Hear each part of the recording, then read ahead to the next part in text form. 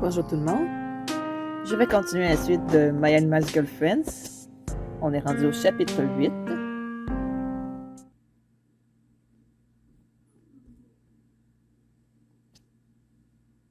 Il y en a encore beaucoup. Nous sommes toujours dans le salon à discuter du problème des animaux du zoo et de ce mystérieux Ivanovitch. C'est qui ce type? Alors comment nous allons pouvoir trouver Ivanovitch? Ce nom pourtant... Ça ne va pas, Ivanovitch? Le nom me dit quelque chose. Je les ai peut-être déjà entendu en parler. Comment pourrais-je connaître cette personne mystérieuse et magique? Je pense que Ricard a plus de chance d'entrer en contact avec Ivanovitch. Ce n'est pas toi qui lui as parlé l'an dernier? C'est exact. Il y a un mois environ, il m'a donné une adresse de site web. Je suppose que je peux commencer par là? Ricard se lève. Laisse-moi poursuivre quelques pistes. Sabrina se lève aussi. Je vais t'aider. Kate et moi regardons partir. Une fois qu'elles sont parties, je me tourne vers elles. Alors, qui est cette personne, cet Ivanovitch? Pour nous, c'est un ami très cher. Qu'est-ce que je réponds? Est-ce que je le connais? Est-ce que je connais Ivanovitch? Je ne vois pas comment. Il n'est pas venu à la maison depuis que tu es notre ami. Je ne sais pas pourquoi, mais il me semble familier. Il fait partie intégrante de nos vies. Pour nous, il est partout. Peut-être que tu as senti cette énergie. Oui, ça peut être ça. Alors, parle-moi un peu plus de votre cher ami. Kate sourit. Qu'est-ce que j'entends dans ta voix? Rien, pourquoi? Ne sois pas jaloux, Paul. Moi, jaloux? Non. Je mens, bien sûr. Je suis jaloux. Je ne veux pas que les filles aient un ami qui leur soit cher et qui s'appelle Ivanovitch. Je devrais être leur seul ami. Je sais que j'ai l'air d'un bébé jaloux, mais je ne peux pas m'en empêcher. Et je suis évidemment nulle quand il s'agit de cacher mes sentiments. On dirait vraiment que tu es jaloux, Paul. Non, absolument pas.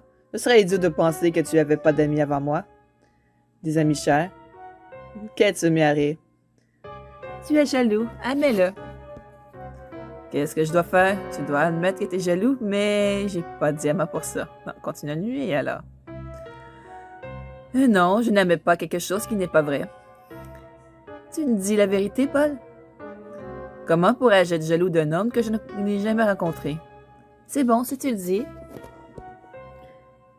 Pourquoi tu ne veux pas lui dire la vérité? Pourquoi je ne veux pas dire la vérité? Bien sûr que je suis jaloux. Et là, il va bientôt se retrouver dans cette maison avec moi. Et alors, je porte les mains de Kate à mes lèvres. J'embrasse puis une autre. Ne parlons pas de choses désagréables comme ça. Kate sourit. Ok, Paul. Ivanovitch sourit et accusa d'un attendu. Ouais, il met Ivanovitch encore. Bon, on s'en fout. C'était notre ami avant que nous devenions humains animaux. Un ami cher. Le problème est survenu à cause d'un ami à lui, Gragav. Gragav n'aime pas qu'Ivanovitch passe autant de temps avec nous. Il voulait qu'Ivanovitch pour lui tout seul, et il était très jaloux. Sache qu'Ivanovitch est un homme très puissant, un homme sage.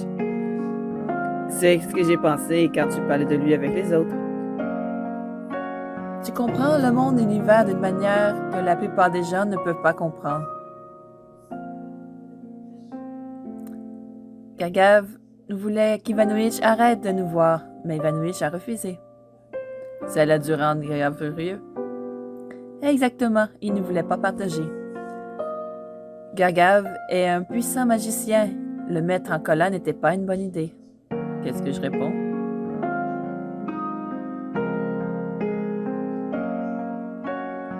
J'imagine que mettre un sorcier en colère n'est pas une bonne chose. Tu peux dire ça. Il voulait qu'on sorte de la vie d'Ivanovitch. Il y était prêt à tout pour que ça se réalise. Est-ce qu'il vous a fait du mal? Il a essayé. Qu'est-ce qu'il a fait? De toute façon, nous t'invitons à dîner. Mais Ivanovitch a arrêté le sortilège en cours de route. C'est pourquoi nous sommes des animaux. Maintenant, j'ai enfin compris toute l'histoire. Oh, c'était moi.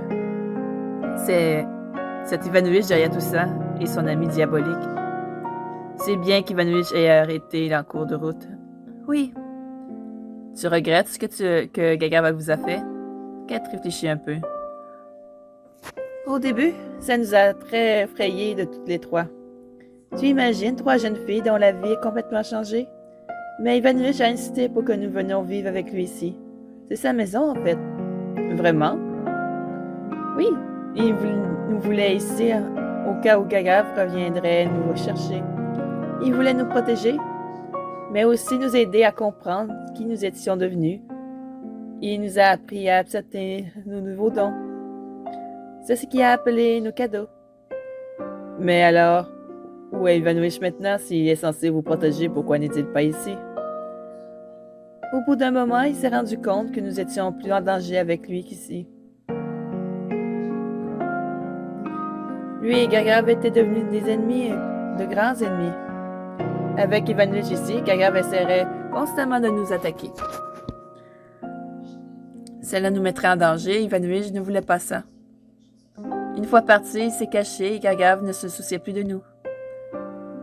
Ces 3 filles vont s'ensorceler. C'est pourquoi Ivanovitch nous empêche également de le retrouver. Il est donc difficile pour Gagav de le retrouver. Il doit rester caché, à moins que nous ayons besoin de lui. Bien sûr, il vient toujours quand on a besoin de lui. Je comprends tout maintenant. Mais si vous n'en avez jamais été amis avec Ivanovitch, vous seriez toutes des filles humaines normales. Mais tu sais ce que c'est quand on apprend à connaître quelqu'un? Oui, avant. Maintenant, mais plus maintenant. Tu ne devrais pas tout prendre sur tes épaules. Nous sommes aussi là pour t'aider. Nous bénéficions des avantages des animaux et des humains. C'est vraiment parfait. Qu'est-ce que je réponds? J'aime la façon dont tu es si positif pour tout. Comme je te l'ai dit, ça s'est avéré être une très bonne chose. Même Rika et Sabrina le pensent aussi. Nous aimons être des animaux. Le seul inconvénient, c'est que nous devons garder le secret. Oui, mais beaucoup de gens verraient ça comme une mauvaise chose. Peut-être des gens qui ne comprennent pas à quel point c'est merveilleux. Je vous adore, toi et ton attitude merveilleuse. Merci, Paul. Ça compte beaucoup pour moi. Kate va voir comment vont Sabrina et Erika. Paul, comment vas-tu raconter une fille avec ce genre de... Pourquoi est-ce qu'il y a toujours cette phrase qui apparaît tout le temps? Je me rallonge sur le canapé, je m'endors presque immédiatement. Je me réveille légèrement et je me rends compte que quelqu'un m'a recouvert d'une couverture. Mais ils ne sont pas non plus au niveau de Wanda. C'est agréable. Et puis, je m'endors à nouveau. Je me réveille sur le canapé. L'odeur de nourriture délicieuse m'a attiré dans la cuisine. Là, je trouve 3 filles déjà en train de manger. Bonjour tout le monde. Bonjour, Paul. Salut, Paul. J'ai préparé un énorme petit déjeuner. Prends une assiette et sers-toi. Je meurs de faim tout à coup. Je remplis mon assiette d'œufs brouillés, de saucisses, de crêpes et même de bacon. Je m'assis avec elle à la grande table de la cuisine. À travers les larges portes du patio, le temps est magnifique et ensoleillé. Puis je me rappelle qu'il recherche Ivanovitch. Je me trouve à Rika. Alors, vous avez trouvé votre ami Ivanovitch? Pas encore. Il y a un endroit secret sur Internet, un site web. Nous avons convenu que nous ayons besoin de lui. Nous lui laisserons une certaine phrase. Il la verra et nous rencontrera. Alors maintenant, nous attendons. Tu es plus patiente que moi. Nous avons appris à l'être. Nous savons qu'Ivanovitch n'essaie pas de rendre les choses plus difficiles. Il essaie juste de nous protéger, et lui aussi. Oui, je comprends. Malgré la jalousie initiale, je pense que cet Ivanovitch doit être un bon type pour s'occuper des filles. Je trouve qu'il est plus facile d'être patient lorsqu'on s'occupe. Aujourd'hui, je veux désherber le coin du fond du jardin. C'est le jungle là-bas. Elle me montre du doigt à travers la fenêtre. Ça a l'air un gros boulot. Tu as besoin d'aide? Pierre sourit. J'aimerais avoir de l'aide. En fait, j'avais l'intention de te demander, mais maintenant que tu es porté volontaire, c'est encore mieux. Je vais regarder un œil sur le site pour voir si Vanouish nous contacte. Et je vais faire la vaisselle du petit déjeuner.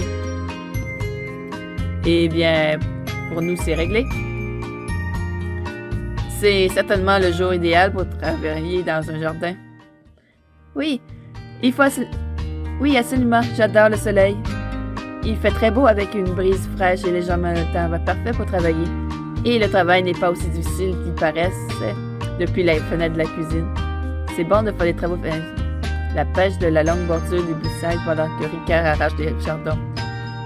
Je t'ai vu dormir sur le canapé la nuit dernière. J'ai pensé te réveiller pour que tu puisses aller dans ta chambre, mais j'en ai décidé autrement. J'ai cru que je t'avais éveillé. Ce canapé est tellement confortable et quelqu'un m'a gentiment recouvert d'une couverture pendant la nuit, alors j'ai eu bien chaud aujourd'hui aussi. J'ai dormi comme un bébé. Je me demande qui a mis la couverture. Ricard rougit. C'est moi. Qu'est-ce que je dois faire? Oh, merci. Merci, Ricard. Tu es vraiment la fille la plus gentille. Il n'y a pas de quoi. La façon dont tu t'occupes de moi est adorable. Ah, ça c'est lui. Bon, la façon dont tu t'occupes de moi est adorable. Tu me plais, Paul. Tu me plais aussi, Ricard. Nous nous remettons au travail. Nous travaillons silencieusement et passons un bon moment. Je tire sur une grande branche et je me suis surpris de voir un bâtiment en dessous. Qu'est-ce que c'est que ça? Ricard vient vers moi. Je continue à tirer les branches et je trouve bientôt la porte. C'est un bâtiment plutôt grand. Tu savais que c'était là? Non. Je pense que personne ne le sait que c'est ici. Nous terminons notre steak et le serveur emporte les assiettes. Oui, il le sait probablement. Mais la maison est grande et le terrain aussi. Peut-être qu'il n'utilise jamais, il en a probablement même pas besoin. Et puis ses branches ont poussé partout, nous cachant entièrement. Peut-être qu'il a même oublié que c'était ici. Il pourrait bien. J'utilise le coupe-haie pour tailler toutes les branches. On va voir ce qu'il y a à l'intérieur. Je pense que c'est probablement fermé à la clé. Je m'avance et j'essaie d'ouvrir la poignée. Ça tourne. Je regarde Ricard. C'est ouvert. Cool. C'est quelqu'un là. Nous rentrons. Il y a quelques lucarnes dans le toit dont c'est beaucoup plus lumineux que l'on s'y attendait. C'est grand ici. Je n'arrive pas à croire qu'un grand bâtiment comme celui-ci ait disparu. C'est un truc de ouf. Je me retourne et je vois Ricard est toujours devant la porte. Je fais un pas arrière et elle lui tend la main. Viens, c'est bon, prends ma main. Je ne laisserai rien d'arriver. Elle me prend la main et nous pénétrons à l'intérieur avec précaution. Le bâtiment est très long et assez large. C'est étonnant que personne ne savait que c'était ici. C'est vide. Il n'y a rien à voir ici. Ressortons. Je la regarde et je la vois qu'elle frissonne. Tu as froid, Ricard? Non, c'est cet endroit. Il n'est pas agréable, l'énergie n'est pas bonne. Qu'est-ce que tu veux dire? C'est sinistre. Je veux m'en aller, je t'en prie, Paul. Je vois qu'elle se sent vraiment mal à l'aise. Nous retournons vers la porte, mais alors que j'entends un courant d'air et la porte se referme. Oh non, non, nous sommes coincés ici. Non, nous ne le sommes pas. Le vent a fermé la porte. Tu te souviens pas que ce n'était pas fermé à clé? Viens, on va s'en sortir, allons-y. Dommage, ce bâtiment lui a vraiment fait peur. Nous arrivons à la porte et je pose la main sur la poignée. Elle ne bouge pas. Je la secoue. Oh, palais. Mais ça ne bouge toujours pas. Je tape la porte, elle ne se ouvre pas. Oh non, nous sommes enfermés. Personne ne nous retrouvera jamais. Personne ne sait même que ce bâtiment est ici. Ne panique pas. Il est certain que quelqu'un va venir nous chercher et il verra le bâtiment. J'ai enlevé les branches qui le recouvraient. Mais vont-ils même regarder dans ce coin? Qui s'attendrait à voir un bâtiment là-bas? Je dois quand même essayer de rassurer Ricard. Ils le verront clairement, ils réaliseront que nous devons être coincés à l'intérieur. Je suis sûr que quelqu'un va bientôt nous retrouver. Mais à ce moment-là, le soleil tombe un peu et les rayons ne passent plus dans la lucarne. Le bâtiment devient nettement plus sombre et plus effrayant. Ricard a très peur. Est-ce que quelqu'un va nous trouver dans un bâtiment mystérieux? Découvrez-le au chapitre 9. Ah, déjà? Ah, je voulais savoir plus sur cette histoire de bâtiment. Bon, je vais devoir attendre. Ça va être tout pour ce soir. Passez une bonne journée ou une bonne soirée. À la prochaine. Bye bye!